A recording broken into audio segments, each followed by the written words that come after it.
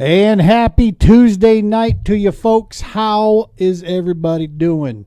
Man, springtime is on us here. Like we said last week, more and more good weather. Ice is going away here in Colorado. Open water. Winds have been crazy. Nothing like what the weather's doing across the Midwest right now. There's a whole lot of hold my beer and check out this as far as the weather is going out there.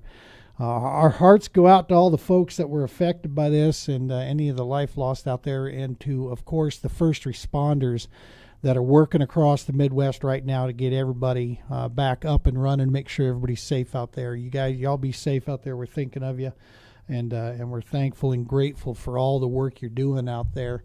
Folks, as always, True Patriot Outfitters Doc Talk podcast brought to you by the Romans Warrior Foundation. Hashtag helping is healing. Brian Romans, Shannon Romans. By the way, congratulations, Shannon, on your big test you just passed there, national EMT test that Shannon Romans just passed. And, this is a life of service. Not only do they own the foundation and make sure that the TPO keeps moving, Brian's a fire chief in his local area as well as a volunteer firefighter in there. And their whole family is built around service and helping out their communities. And they help us, dude. Without the Romans Warrior Foundation, we would not be here. So go check them out, romanswarriorfoundation.org. Check out all the great divisions they have and learn more about them. If you want to find ways to support a volunteer out there, you can find that at their website. Also, big shout out to Adam Bird and the entire group over there at Heroes Media Group for giving us a platform, and all of our fellow podcast hosts out there and all the staff that work on the great shows that are on the Heroes Media Network here. Heroes Media Group, go check them out there. Without those guys, this would not be possible for us. And hey, man, if you're interested, you want to find a cool way, you want to look cool, want to be the envy of your friends, and you want to support an awesome cause, go check out the TPO merch site at our website there at truepatriotoutfitters.org/store-2. That's right, -2. Get you a hat, get you a cool looking t-shirt like this right here. Super soft. They're not going to shrink on you. We also got the calendar out there, got some Reeler Shield. Any and all proceeds that come from the sale of that merchandise that's out there at the store goes to our missions and the programs here to make sure that we get more and more of these trips lined up. Speaking of trips, one cool thing we got to announce here, we got the campsites are reserved. Norton, Kansas, we're going there. TPO Field Ops event. We are going over to Norton, Kansas for a Friday, Saturday, Sunday. We got a vet and his good buddy coming out of Nebraska there that we're bringing down to Norton. Last time he was at this place was fishing off a boat, and he said it was rough. We've got the TPO team coming in full effect, dog. We got the team guys. We got about 4 or 5 of our team guys are going to be showing up here to make sure that this is a memorable and awesome trip for this guy. This our Army vet, I believe, is what Joe served in. So we're going to be having him and his buddy there. We're also bringing up our recently retired. We're bringing him as a guest with us here, Mr. Justin Bricklin. Well, Brick's going to join us here. He's an established kayak angler, but getting him out with the team and so forth is going to be awesome. And so we're going to have him there. But yeah, that thing's lining up, man. We're just planning food right now. We're crossing our fingers that spring weather holds on for us, and this is going to be an awesome field ops trip that we have lined up. We're going to have more trips just like this. That you'll be seeing us advertise. We got Elwood Reservoir coming up. We're going to go up to Bison Peak Lodge as well. We got all kinds of cool stuff that we're trying to get moving here. We got Richard Kaufman joining us here. How are you, Richard? Appreciate you tuning in, brother. We much appreciated, coming from looks like our LinkedIn page right there. Super cool to see you tuning in with us here. All right, so let's get to it. We paid the bills. We got everything done here, folks. If you are around fishing, tournament fishing, any kind of fishing, and you like to follow digital creators and you like to follow different personalities out there, then you know this dude. Trust me. I mean, you've seen his content he puts out. It's super, super informative. Dude drops juice from time to time, not to mention just entertaining stuff left and right.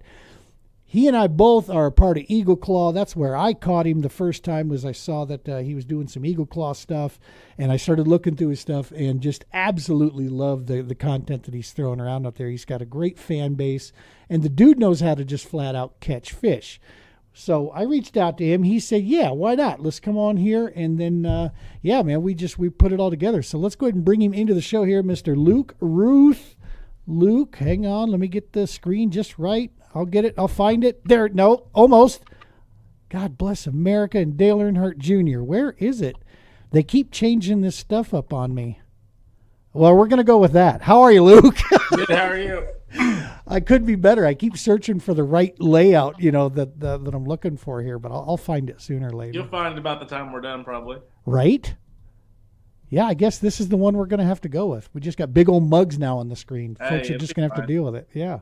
Fine. Well, thanks for taking time out of your day, man. You're a busy dude between work, family, fishing, and a crap load of content that you put out there, which is extremely funny. The other day, I may or may not be getting some mileage out on the whole how to tie a hook on backwards. Yeah, that one always ends up 50-50. Some people like it and some people don't get it. But yeah, I love that one. That was a good one, because I'll catch myself still doing that today if I'm in a hurry or whatever. And then, of course, the way you presented it to the camera, I'm like, oh yeah, that's me looking at the hooks half the time. I tied on backwards or what? Something ain't right. Good stuff, man. So let's go ahead and find the common ground here. Eagle Claw fishing. What brought you to Eagle Claw, dude? How long have you been with them? I've been with them a couple years now. I've always used a lot of chocar hooks, not exclusively, but I always was a big fan of their mag worm hooks. Always used their flipping hooks. Some of their straight shank, like finessier hooks. And I talked with Eric over there. Eric's a great dude at Trocar Eagle Claw, and got with them, and man, it's been a good home. I don't have any other hooks in my boat now. They got if anybody knows Trocar Eagle Claw, they got the hook for the job over there. They got a wide array of hooks, and yeah, man, it was a fit like a glove, and I hopped on the opportunity. I was happy to join them. Dude, Eric is about as good as it gets. And it's refreshing to talk to a dude that just gets it, right? I mean, he's one of us. Right.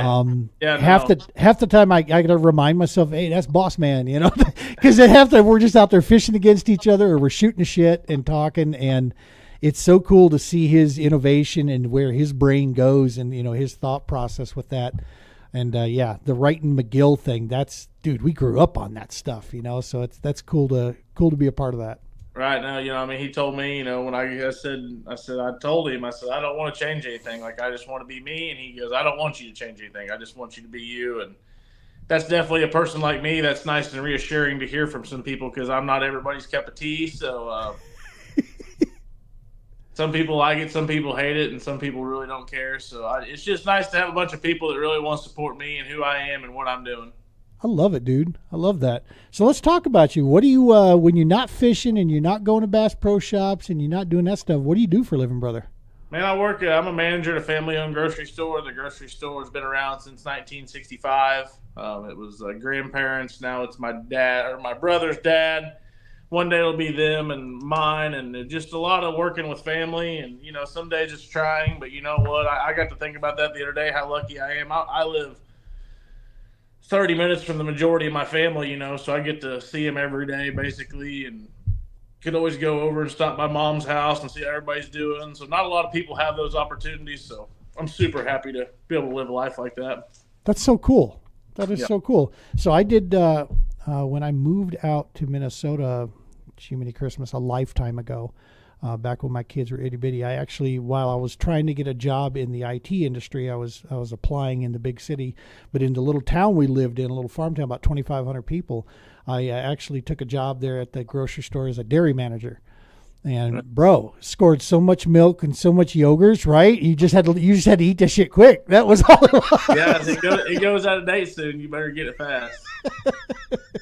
Yeah, but I actually got a huge respect for that industry, man. The hustle that's involved in that. That's straight. I mean, that's a solid. If you're doing it right, that's a solid day of work right there. Yeah, I mean, you're never going to get rich, but you're always going to be able to pay the bills and keep on moving along. So it's kind of the idea. And taking care of the community, dude. I mean, Oh man, yeah. people don't even realize just how important that really is, right? You don't know how many requests and how many things we do. I mean, it's so wild. Like you don't see it till you're there, and then it's like how many people we help out in a day's time. It's crazy. You know what I mean? And it's every day. You don't even think about it anymore. But if you sat back and looked at it, you'd be like, well, you made a huge impact on 5 or 10 people's lives a day. Well, and especially during the tough times, ups and downs, and when people flip out of their brain and start buying all the toilet paper on the planet, for what I don't know, still what the hell they were doing with all that. But, man, that was wild. That was wild times. I worked the least amount that year I ever worked because we couldn't keep up. So we started opening 9 to 5. We're normally open 8 to 7. And I was out of work walleye fishing I was at the boat ramp unloading on my spot by 7 o'clock every night. I'm like, this is the greatest thing ever. Like, I wish we would do this forever and always, but that's not been the case the last couple of years. But it was wild times. Right. And now, of course, you gotta probably have armed security bringing eggs into the building now, right? We gotta sneak them in through the back door. We can't bring them in through the front door, so people be trying to jackknife them. I had a buddy around here locally. He brought up a good point. It's like, look, let's think about it. How much more are you really spending if let's say you get 2 dozen eggs a month? So do the math on it. Is it really that? It's not.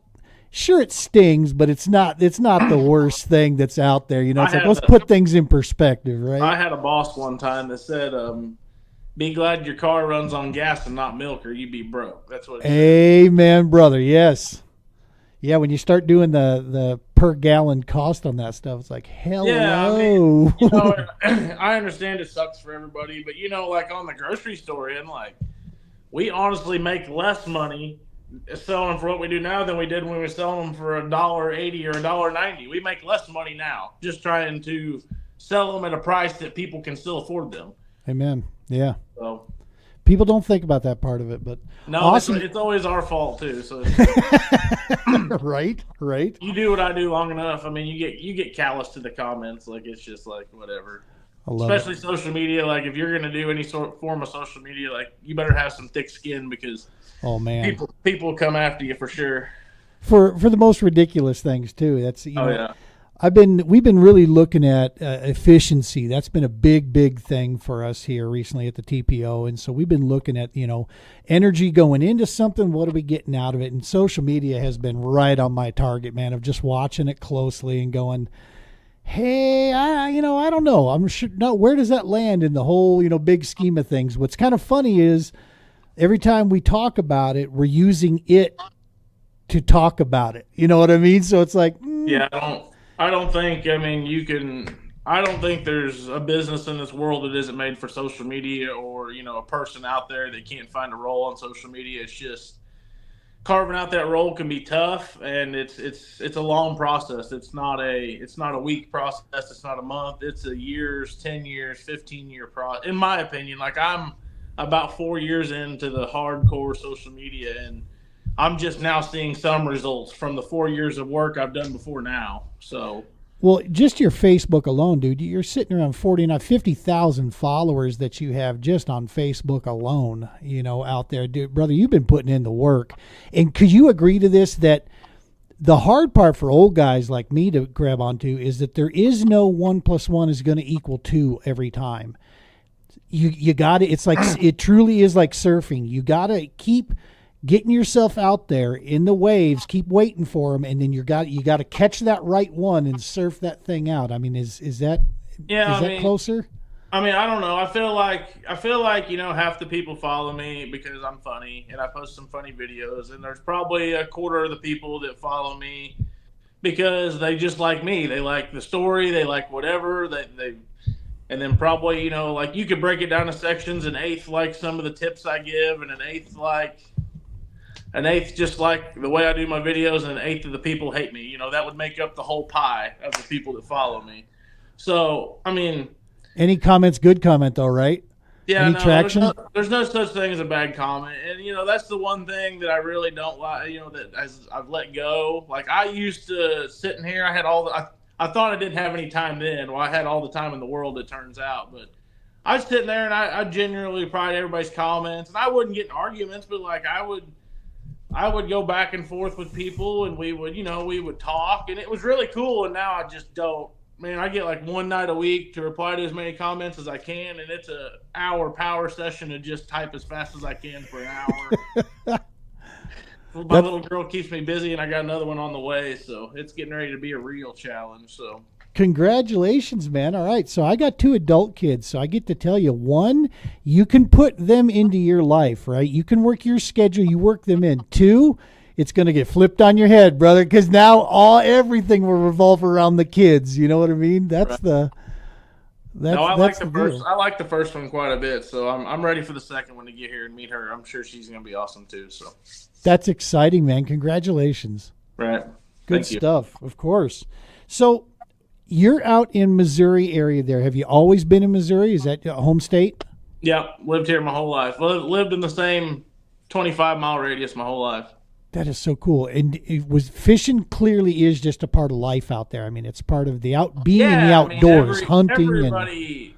Everybody I know fishes to some extent, whether they crappie fish, catfish, bass fish, walleye. Everybody usually likes to go fishing. That's something everybody can kind of bond about usually. That's so cool. That's we don't have that out here as much anymore, especially with our population in Colorado. It's very difficult. We don't have any really natural water. It's all, if we have natural water, it's a river, and it's being siphoned off to be shipped out to California or something. From water, it's worth more than milk out here. Water is. I mean, when I was in high school, I didn't even start bass fishing until I was like 23 or 4. Wow.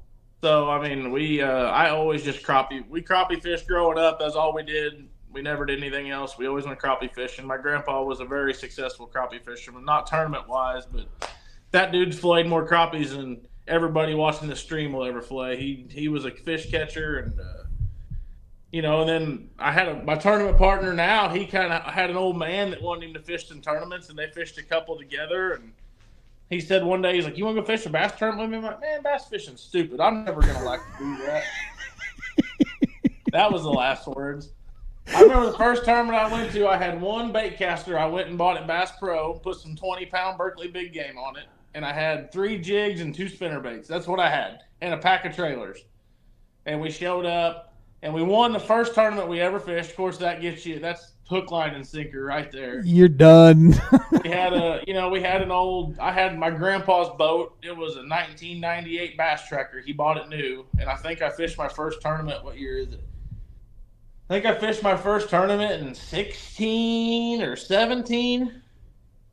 So the live wells barely worked. We was having to bail water in. I mean, it was the whole ordeal, whole shooting match. But, I'll never forget that day. And, it was just we stroked them. I'm like, this is easy. This isn't even hard. And then, I've learned over the years, I feel like, of course, you see my tackle wall behind me. It's like the more you know, the more you own, the more you own, the more you throw. So it's a wicked cycle, man. I'm right there with you, brother, when it comes to, remembering my first actual tournament I took my son with me. He and I got into a little team deal. We had a 15.5-foot Capri Classic with a Force 125 on the back.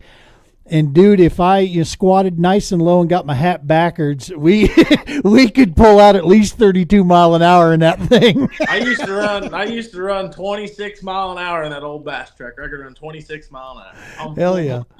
My maps were actually my phone laid horizontal like this. I set it right on the dash, and that's where I had my Navionics right there. I didn't even have maps. We just going. Nice. But no, that's the times I'll never forget. I think everybody sees the big tournament scene and they see all this. Man, I think everybody, if you enjoy bass fishing, should be a part of a small bass club or something and do it for the pure fun of it. Not tournament fishing in itself is fun. Once you get to the upper echelon of competition, I feel like it sucks some of the fun out of it. It's right. More work. It's more stuff. But if you just wanted to go out with your buddy and have fun, there's tons of small club derbies for 60, $80 that you can go have fun for the weekend. And that's what I feel like tournament fishing is all about at its core. And you can find those Wednesday, Thursday nighters and so forth around that guys are getting together and they're drinking beer and every lake's got them. If they don't have them, look, because they got them. You're weighing in fish, getting beat up by mosquitoes and every damn thing else there at the ramp, trying to get out. Yeah, I'm with you. Hey, we got our buddy here. This is the guy actually that's going to be joining us at our Norton, Kansas. Joe tuning in here. What's up, brother Joe? Appreciate you stepping in. He agrees with you, Luke, in that he started with crappie. That was his gateway drug fish that got him into bass. Yeah, man. I mean, you feel that thump. It's just a little harder thump, and they fight a little harder when it's bass compared to the crappie. But so crappie was the first fish I ever caught on an artificial lure. And I thought I was like the next stage in the evolution of man, dude. I was probably 15, and I had this little shad-looking little swim bait. I threw the thing out, had no clue where I was throwing it, why I was throwing it, or whatever. I was just throwing it out and reeling it back, throwing it out. Well, I landed in a little school of them, a little pod, and doink. And when I brought that thing in, it was like reeling in a dead shoe. It just kind of, she slid across the top when I got it in because I was reeling my ass off. And I did, man. I'm like, oh my God, I convinced this fish to bite something that's not even real. Right. And brother, it had me. That was it. From that point on, I obsessed my entire life. I never got a chance to realize it till my kids were a lot older, and so forth. But yeah, I was able to get into it. So where did you? So you got started with that. Now you're batting on a bigger level now out there. You tend to get in some of the bigger stuff. Yes. Yeah, I mean, I haven't fished any Toyotas in a couple years. I mean, my time's really restricted with the grocery store.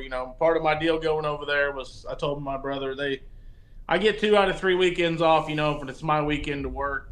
It's kind of tough luck on whatever I got going on. So yep.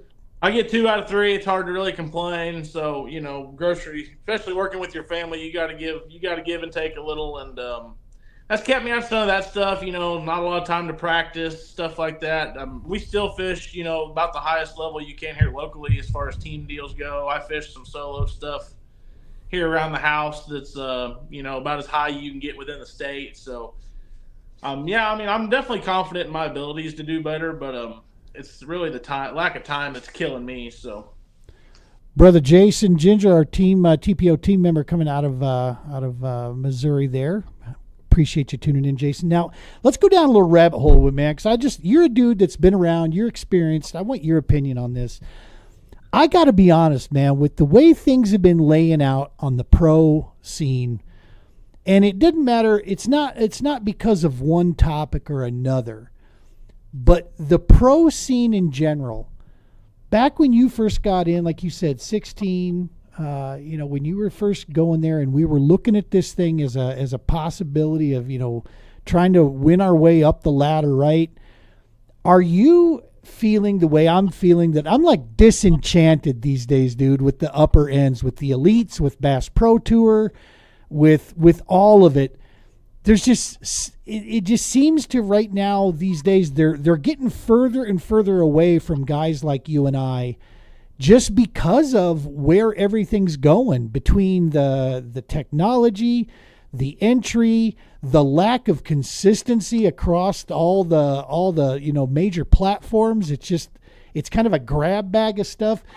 It just feels to me that the upper end of our sport is just drifting away from us, and it's like what you said, the local club stuff, that's where the juice is at, man. That's where the fun's at. That's where the love is at right now. That's just what I'm seeing from the boat side of things. I agree. I mean, I always thought I wanted to fish professionally, and if you asked me that question 5 years ago, I wasn't married, I would have been bought in. But especially I know guys, uproot their whole life and go out on tour with their family. But for me, man, like, I've seen glimpses of the life, and I'm just like, I don't think that's for me. Like, that's a lot of travel, a lot of here, a lot of there, very little money to be made in between unless you're very, very good or have a lot of backing. Yeah, I don't think what you're seeing on TV is the fun stuff. I think they should show. I do like how the last couple of years there's been lots of controversy, and everybody thinks it's bad. I think it's good for the sport. I think for a sport to really grow, you need that controversy. Like NASCAR, there's certain NASCAR drivers everybody can't stand because they spin somebody out with 3 laps to go. Bass fishing needs the guy that spins somebody out with 3 laps to go. That way, more people tune in to see if he's going to do it. Yeah, dude. I mean, CBS, its coverage when they caught Cale Yarborough fist fighting in the infield after the wreck, that took NASCAR to whole new levels, dude. Right. You couldn't be any more right if you tried. Yeah. Yeah, I mean, like the whole St. Lawrence River last year when them guys were arguing about the spot and they was sitting on it, makes for good TV. And I mean, I guarantee you people were tuning into what I know I clicked on social media, seen there might be some. Where's the first place I went to Bass Live and seen what was going down. Yep. It was just, I don't know why everybody thinks bass fishermen have to be ultra professional, ultra this, like everybody, is perfect role model KVD. Like that's not the way. Matt Robertson is a great example of taking yourself out of the shell. Like I could watch Matt Robertson fish for hours just because you never know what the guy's going to do. Isn't that true? It's kind of cool seeing Fighter also get back to his roots, man. Yeah, Fighter being Fighter, like that's them being them. They're just being who they are. Not everybody has to be the same statue-like mentality to push the sport forward. I think there's plenty of room for personalities. There's plenty of room for everybody to be themselves. Yep. No, I agree, dude. I agree. And I think if they focus a little bit more on that and a little bit less trying to be the, focused on who's the top of this, who's the top of that, it's all over the place. I just wish it was easier on the anglers, man. That's where my heart bleeds on some of these guys. I know so many of them, and I just want to see them do well, Right. I mean, I know there's a lot of them out there. I do with a company, deal with some professional anglers, and there's a lot of it. Ain't all once you make it, you still got to make it making it. Like you haven't made it once you're just there anymore. Like right. It used to be the case, but social media's really hurt the game with that. There's a lot of people on social media that's taking a piece of that pie, and it's probably one of the most up in the air, hardest times in the fishing industry we've seen ever, probably, as far as who's getting the money, where's the marketing budget going, and who deserves it. I mean, everybody's fighting over a very little piece of pie, and we're hoping to get a bite. Well, let's talk about your social media, brother, because that's the one of the things that, of course, just entertains me for hours is looking through some of your stuff. So a couple things here. Number one, what you choose, is this just you being you and just kind of letting your personality come through? Is that what you try to capture with this kind of stuff? Is just no filter and let it fly? Just point, aim, and shoot. Whatever comes out, comes out. I mean, there's been a lot of times I'm like, I can't post that. I'm gonna post it anyways, kind of thing. So I love it. Where did you learn now? Because I'm in my 50s. I'm early in. I'm still rookie in the 50s here. I'm 52. So, and what shies a lot of guys, 40s and 50s away is the complexity of the editing and the post-production stuff. There is a crowd of time involved in that, at least from the podcast stuff. I can say that for sure. But is this just built-in stuff that you learned? You just started clicking things, trying things out? How did you pick up? I never had anybody show me how to do anything. I had one guy I would consider he's more of a buddy than a mentor, but he's one of my sponsors, Bobby Roberts with Motion Fishing. He said, hey man, he just told me one day, he's like, I think you should start making some Instagram posts and stuff, and I think you would have a huge success with it. And I said, why do you think that? And he goes, you're just interesting. Yeah. I said, okay, like I don't know. So I remember going to the lake with a buddy, and I made my first, the first 100 videos you make are gonna not be good. Like it's like anything. The first time it takes a while to learn everything. Like start editing, and then you catch on to the trends, and then the music, and then you learn to try to put it all together. And I'm not even as good with it as I was a couple years ago. I mean, my care level has went down a touch. I got a lot more things to pay attention to. I was going to say your priorities, brother. Yeah. Yeah, no, I mean, and it is a crap load of time. The hardest thing for me, I'm up. You can ask my wife; she goes to bed. I'm up till 1 a.m. a lot of mornings, editing videos, getting everything lined out. Yep. Because I don't just post for myself; I also post for a couple other business pages and do some stuff like that. So there is tons of time. I'll kill a phone battery 2 or 3 times in a day, trying to keep everything straight. That's awesome, man. Like the one recently here that you did, I was just noticing, and of course I was geeking out on the tech side of it. The Bass Pro Shop, where you took your little girl to Bass Pro.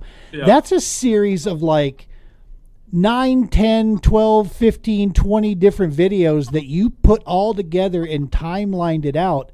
Did you just do that from your phone? Is that something you did at the PC? How does something like that come together? No, I do all my editing on my phone.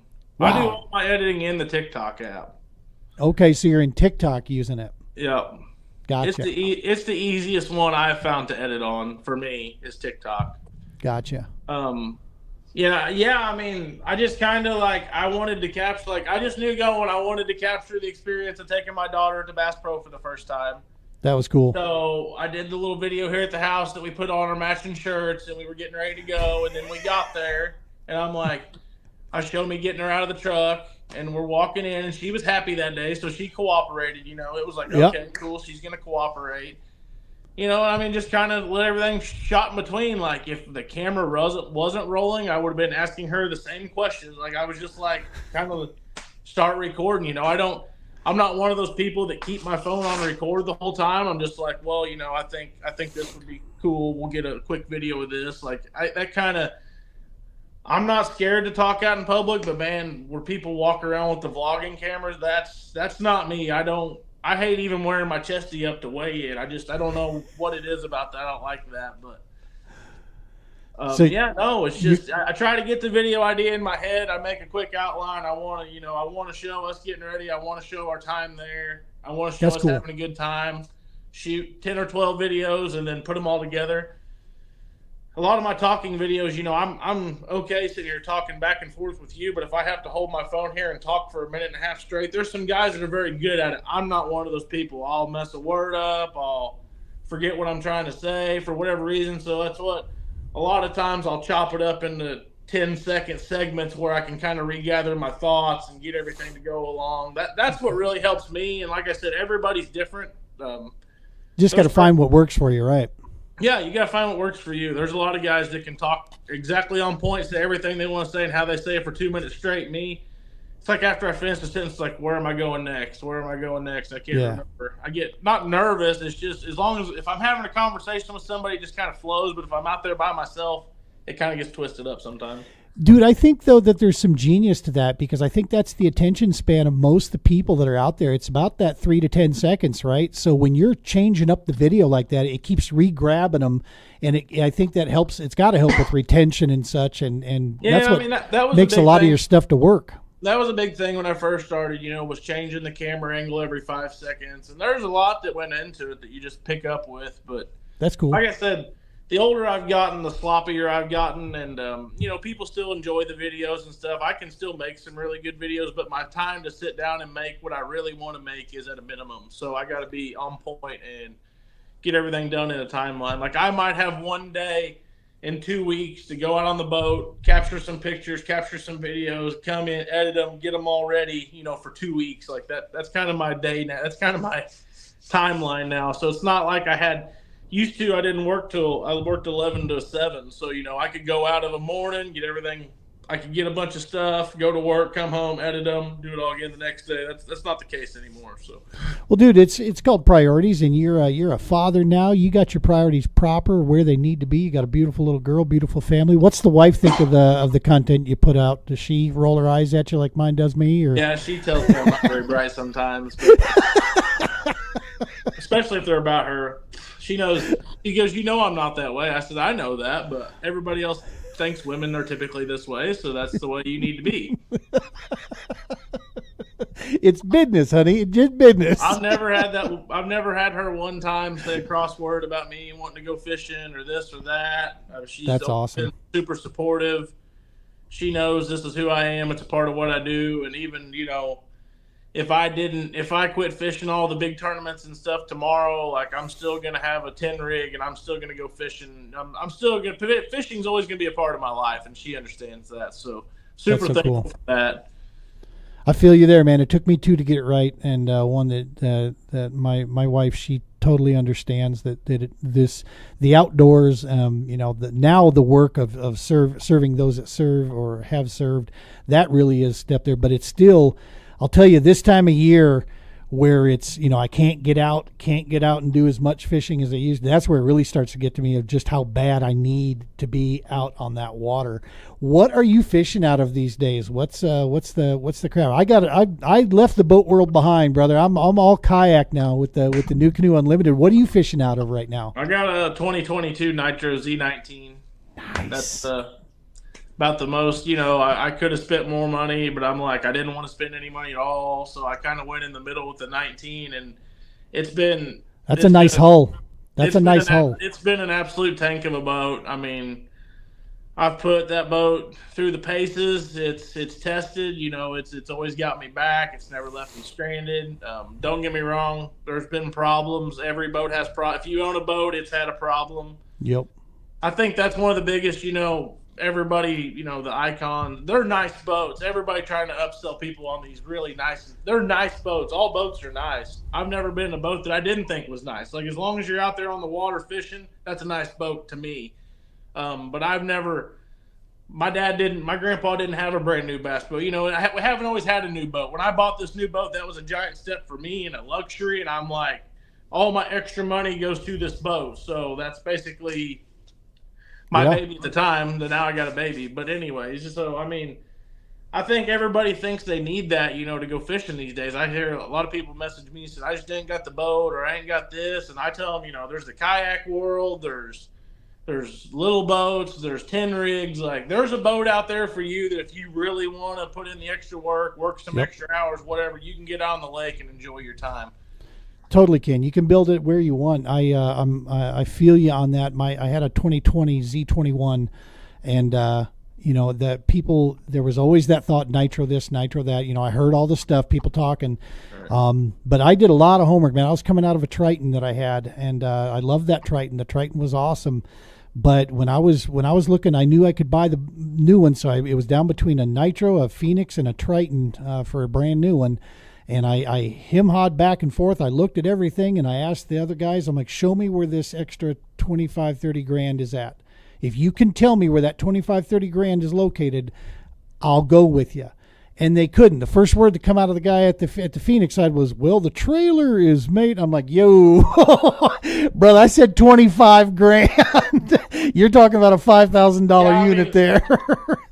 And I changed a lot of people's opinions. Those co-anglers that got in that 21 with me, they were like, holy crap, this is a boat. I've been in a lot of boats, and there ain't a lot. They're not the fastest boat in the world, but there's not a lot of boats that'll outride a Nitro Z21, I promise you. They're a nice ride. I could outrun a Ranger. That's all I cared.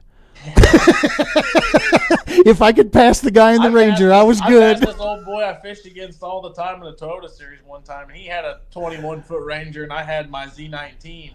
And I know his boat's faster, and I just passed him like he was sitting still. And we got back to weigh in, and we're bagging our fish up, and I got up there, and I said, what the hell were you doing back there? I said, you were going like 47. He goes, I threw an ear off my prop. And I'm like, oh, well, that's the reason I couldn't. I'm like, why is he going like 45, man? He's like, I threw an ear off my prop. I'm like, well, that makes sense. Now I was wondering why he's going so slow. What would you say is your strength? You and I were talking off air here. You're not afraid, dude. You'll pick up the scope and you'll go scoping when you gotta.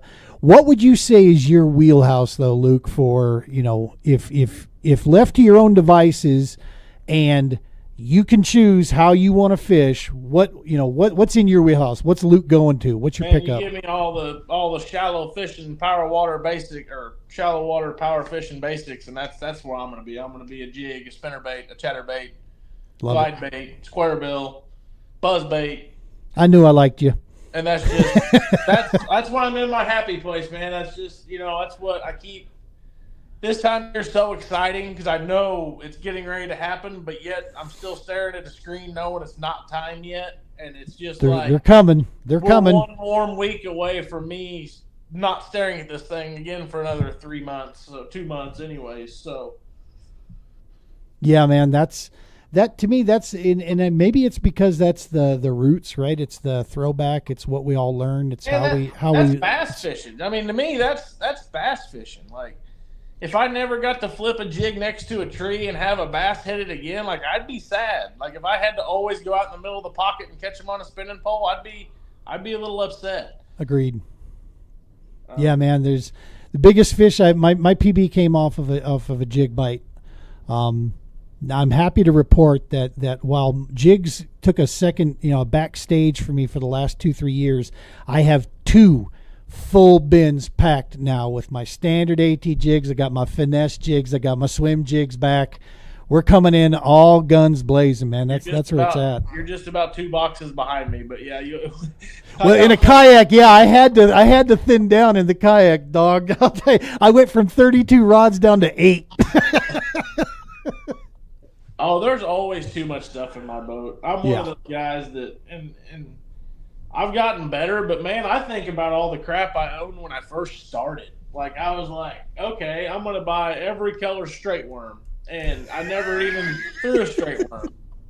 I'm like, I'll throw this jig. I've never even thrown a straight worm, but I got every color if they're biting on it one day, FOMO, right? You're never going to be without.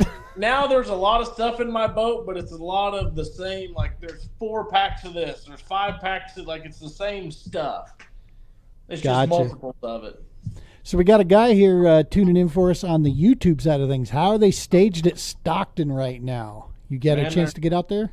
Yeah, I wanted to go today so bad, but it was blowing 30, and I'm like, I'd capsize myself today out there. I've been on days like today, and it's no fun out there, but they're staging up. They're on the secondaries. A lot of good jig bites, jerk baits, A-rigs. Like I said, they're like all the other fish. They're just waiting for this next blast of warm weather, and I think it's going to get fun after that. I think it's going to start to get fun after that. What are your water temps right now that you guys are seeing out there?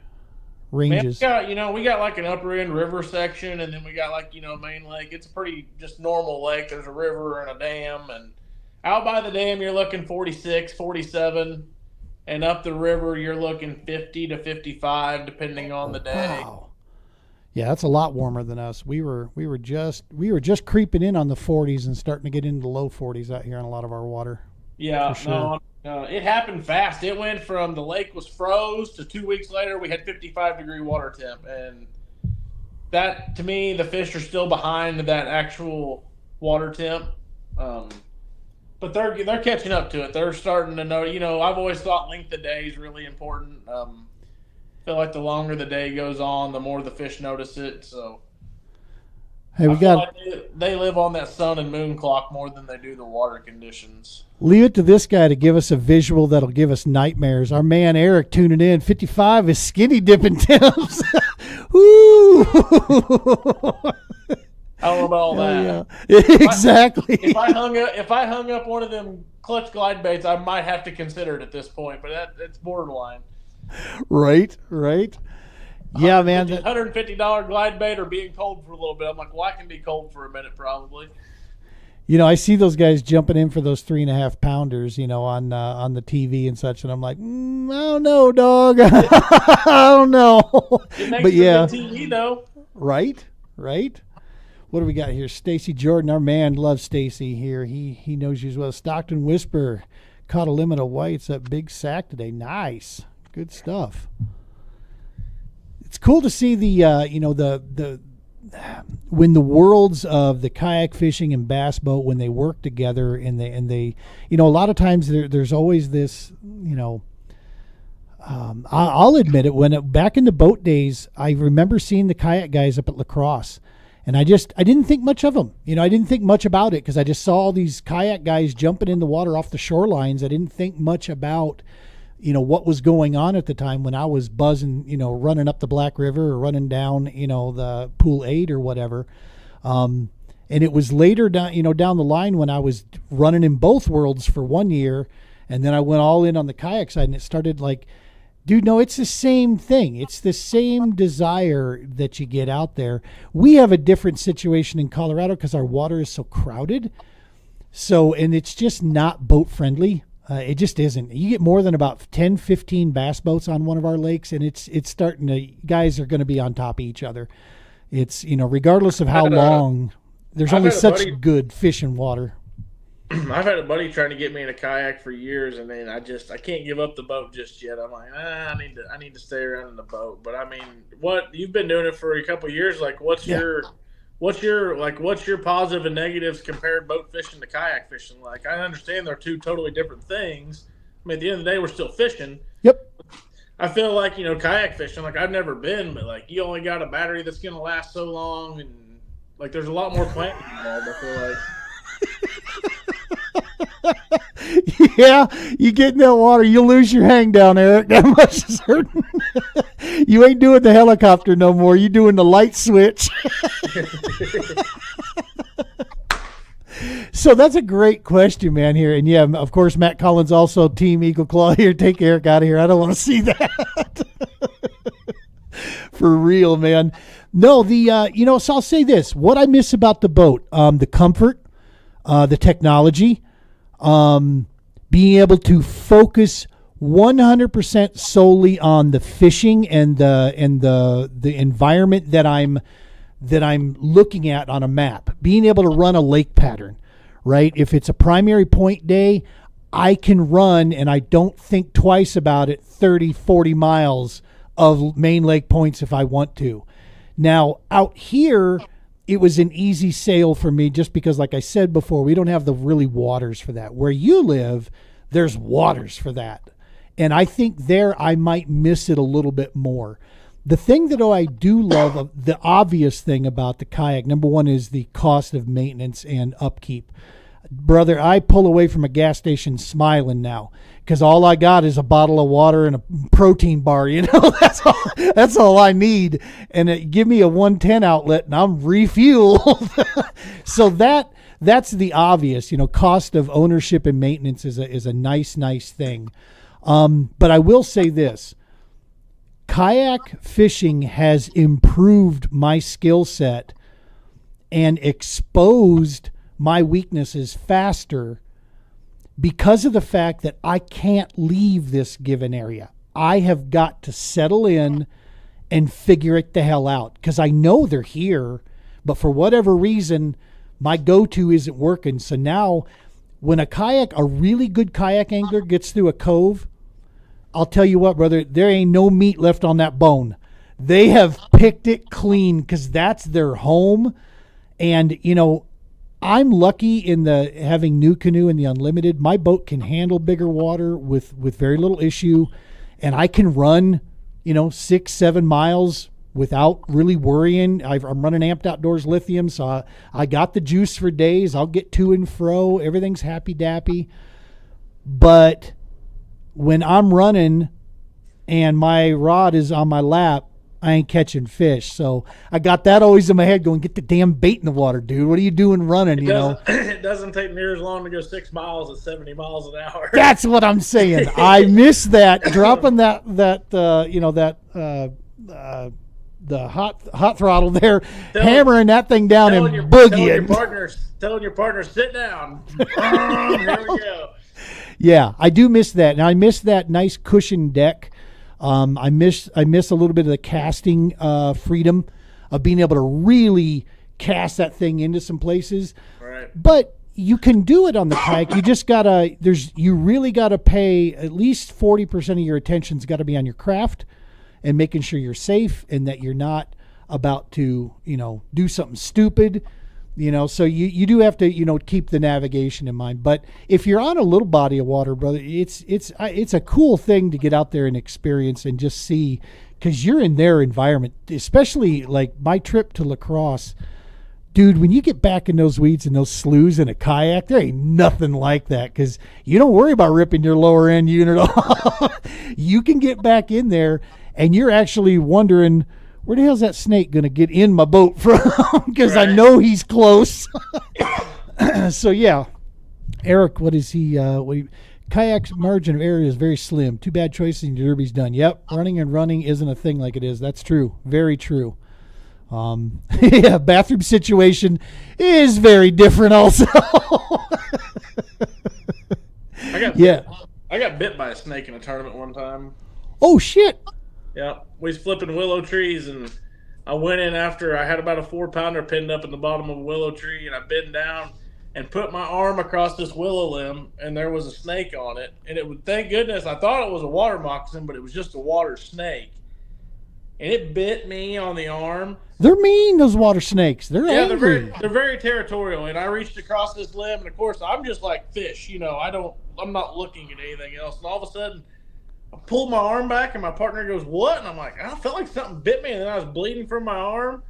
And he goes, "Oh shit, there's a snake right there." And I'm like, "Well, get him off I'm still holding the fin. I'm like, get him off the limb." So my partner takes his rod, gets the snake, yeets him in the water so I could get back down there and get the fish out. It was a heck of a minute ordeal. Did you take a minute to figure out what kind of snake it was? Yeah, we went and caught him again because he was kind of swimming out behind the boat. So we went and dip netted him and did a little inspection and noticed I was going to be just pissed off the rest of the day, but I was good to go. Yeah, where are your snakeskin boots at right now? There's a snake in my boot. Right. Yep, going woody fishing out there. Yes, sir. Yeah, man. What about gators? You got any experience fishing around gators? No, I've been to Florida twice, and I never even seen a gator while I was fishing. So I think Cool. I was at like the Harris chain. I didn't see any. It was really cold. It was like December when we went though. So I've only been around one. It wasn't in a tournament. We were down in Felsenthal Refuge, Arkansas, for the championship. But then since it was so small, we took the last day, and like 6 or 7, 8 of us decided to go down to Bussy Break. And Bussy Break, there were gators in that water. And I come around this corner, and for the first time in a kayak, looked out and saw a gator, 6, 7 foot long. The moment he saw me, dude, he's gone. He just took off. He wanted nothing to do with me, and that made me feel a little bit better. But you want to talk about head on a swivel and hearing every little limb that cracked? I'm just looked like, what the hell? I did get to see a manatee when we went down to the Harris chain, so that's cool. Very cool. Yeah, they're cool. I lived in Florida for a little bit. Those sea cows, man, they're a pretty docile creature. Yeah, no, awesome. I seen him out there on scope, and I'm like, oh, he's coming up. Look out there, and he was right there on the water, and we got to see him for a minute, so it was pretty cool. Nice. Yep. Awesome stuff, man. Well, listen, I appreciate you taking the time here talking fishing with us. Let's cover the bases here real fast here. PB on a bass. Where was it? Where's your personal best bass? Where you ever catch it? It was on Stockton Lake, my home lake. I caught it last fall. It was a 786. Ooh, nice. That's a Missouri dinosaur. On a glide bait. A glide bait. Good stuff. You are the glide baits new to you, or have you always had an affinity to them? No, they're semi new to me. I put a lot of time in with them last year and learned how to fish them a little bit. And still the real big ones, not real proficient with those, but always looking for spots to implement them. I think it was a new way. What I got infatuated with about the glide baits is it was a new way for me to think about fishing a lure. Like I've always, flip a jig here, do this here. Now glide bait, it's like, okay, I think the fish is there and I'm trying to pull him to here and I need the bait to act like this to get him to come out. Like that was a real big deal for me. So I thoroughly enjoyed it and I'm just trying to get better at it this year. So was it this time of year? No, it was in the fall when I caught it. Oh, good stuff. Yeah. Good stuff. I caught a bunch of fish last spring on it, but no 786s, just some 4-pounders. That's a horse, dude. Especially in Missouri. That's a hell of a good fish. My buddy caught the biggest one that's ever been in my boat was a 989 or an 898. 898. 898. He caught it on the same lake on an A rig in February. We left the dock that morning, and we know the tournament. We know all the tournament directors. And we went and fished the day before. Well, my boat, the live wells were froze. And I'm like, hey, man, live wells are froze. Like, we're pulling. He's like, yeah, whatever, you guys are good. So we get, I guess, God was watching out for us. We didn't have a fish at noon, and the sun had finally came out, and it was enough to unfreeze the live wells where we could at least get them open. Well, we pull up on this spot, and we catch 3 3-pounders and 3 casts. And then we go to another spot, we catch a 3-pounder.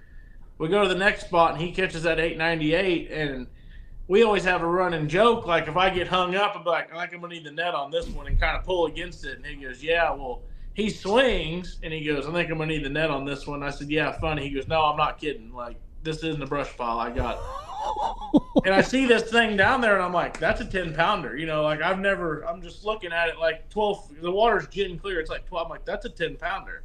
Damn. And the net was froze in the net was froze in the rod box. So I just grabbed the rod box, ripped the carpet up and all, get the net out, Shit. net the fish. And I'm like, I thought when he caught it, I'm like, that's a 10-pounder. And it was an 898. I'd never even seen one that big. I was like, that's the biggest fish I've ever seen. So That's a horse, dude. That's a dinosaur. yeah. So you're saying Stockton's got some bigs floating around? It used to have a lot of bigs in it. It used to have a lot of 10-pounders in it. My man Jason says, I'm heading to Stockton soon. It's definitely they're really playing with the water level right now. They're taking some water out of it and sending it to a city, so we're kind of playing with some water level issues. Not something I'm a big fan of, but there's really not much you can do about that. You know, they're gonna do what they want as far as water fluctuation goes. And no, it's still a good lake. It's definitely had a couple down years. Lots of smaller fish, like tournament weights in the summertime. Like sometimes only taking 10 or 12 pounds to win. But no, back in the day, like you'd see people post, and I see this guy he's really good in our area, and he got second on Stockton today with 27.94, and I'm like, I ain't caught 27 pounds out of the lake ever. Wow. But it used to be full of some giants. There's still some big ones in there, but not as many as there used to be. Nice. Good stuff. Yeah, that's one of the few Ozark lakes that I've never had a chance to fish. I've had the. You ever get a chance and come down here? I mean, it's a real son of a bitch when it's windy. It lays north south, so if you get a north south wind, it's horrible. Yep. But I mean, as far as scenery, like place to fish, like it's an awesome place to fish. A lot of diversity. It's fun. That's awesome. Yeah, we'll now we got two reasons, because my man Stacy lives down there. We'll have to get down and see him down that neck of the woods. And I just love Missouri fishing. There's something about it. When I was coming out of Minnesota, coming down there to fish the Ozark Trail for the BFLs, and loved, of course, Lake of the Ozarks, Table Rock, and Truman, which I've always said Truman is the least Ozarkian out of all the Ozark lakes that I've ever been on. It's a weird critter. I like it much more now on a kayak than I did out of my boat. The boat was a pucker factor, man. The practice was nothing but idling, is what it felt like, right? Just to make sure. I'll end on one more story here. I had a co-angler. You never meet your co. You know, you show up. I fished a Toyota. Meet my co-angler. How you doing? He's like, oh, what are we doing today? I said, oh, we're gonna make a little 40-mile run up the Osage River. I got a little pocket up here. He's got some fishing. He goes, okay. He says, shallow water, dirty, bring a jig and spinnerbait. We're going. He's great. I'm running up the Osage River and running down these channel trees. And the Osage River is really not that bad up there ways. You know, you got to run next to some channel trees, but you're in the channel, like nothing bad can happen. Well, this pocket, there's an old channel that runs through it, and you can see it in the trees.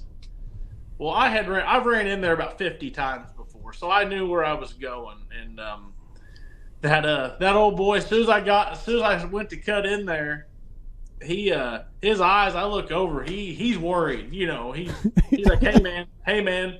I'm like, calm down, I got it. And I run, and it's nothing but standing timber and enough to fit like a boat and a half of mine back in here. And I run back in, halfway back in there, and I shut it down. And he goes, you know where you were going? I'm like, no, it's the first time I ever done that.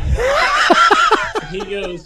He goes, please tell me you're kidding. I'm like, yes, I'm kidding you. Like, I've done that before. He goes, oh, I just thought you had a wild hair and was just going to send it off. I'm like, no, I'm not just going to send it off in the middle of the timber. Yeah, dude. No, people don't realize that from a boater standpoint. I one year on Pool 9, I went up the Minnesota Slough, and we're talking, there was this one tiny dinky little channel that you could go through, and there were about 2 spots that got to about 8 foot deep. That was your only chance to get on plane up in there.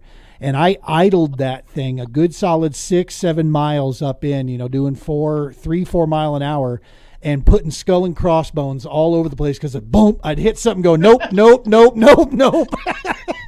And so, yeah, tournament day, had old boy in the boat with me here, and I was like, we're going to make a run up this thing. We came 12 miles down. Now we got to go 7 miles back up. He's like, you're going to run up in that stuff in the slough up there? I'm like, oh, yeah. We're good. And so we take off. Oh, my God, that poor old boy, his knuckles were so white holding on there. And I'm like, trust me, dude, we planned it out, tried to get up in here. But, yeah, it's painstaking to get it. I've learned it's a lot different for me when I'm driving compared to when somebody else is driving.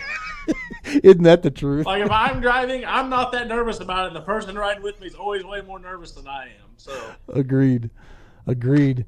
Well, listen, man. Hey, folks out there, yeah, we got all kinds of guys chiming in here. We Stacy talking about the state record smallmouth that came out of Stockton. Is that what you're saying, Stacy? Yep. Yeah, nice. Yep.